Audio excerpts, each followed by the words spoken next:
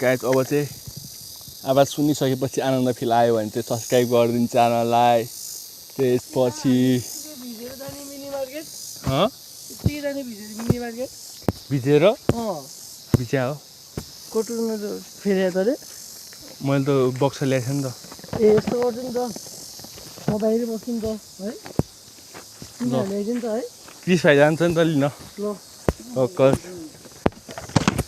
है कति बज्याहरू अहिले अहिले तपाईँ म वाक जान पनि सक्छु अहिले।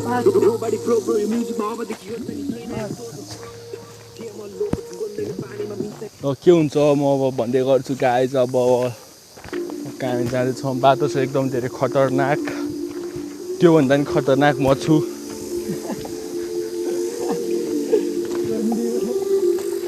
ल ठिक छ है, ल बाटो चाहिँ एकदम डेन्जरस छ। यो बाटो आउनु हुन्छ भने चाहिँ इन्सुरेन्स गरेर आउनु होला आफ्नो, नत्र भए चाहिँ अलिकति गाह्रै हुन्छ।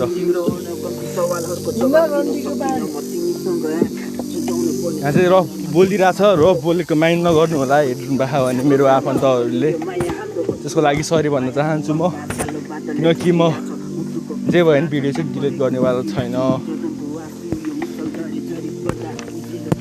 म जे हो त्यही हालिदिने हो कि।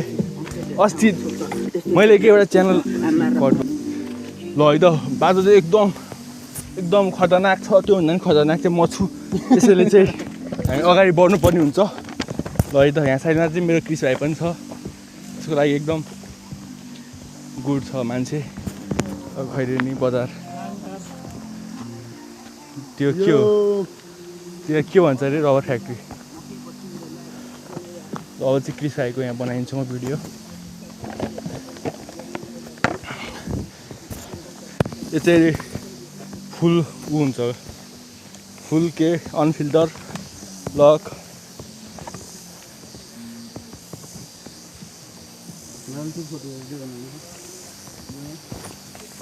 सब ठिक छ है, यहाँ चाहिँ के गर्नु थाहा छैन केटाहरूले, खै के गर्नु होला हो। म चाहिँ एकछिन बस्छु यहाँ आनन्दले पहिला, त्यसपछि म आउँछु बिस्तारै।